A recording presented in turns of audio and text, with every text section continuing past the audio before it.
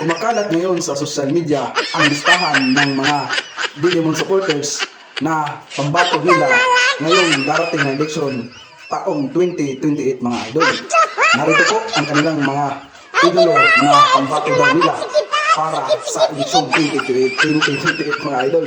So, ang masasabi ko dito mga idol, ito yung grupo ng mga Duterte na walang bahid sa korupsyon, hindi nasangkot sa isyu sa korupsyon, at higit sa lahat mga idol, ito ay makabayan, mapamahal sa bansa, at hindi ito pro China mga idol.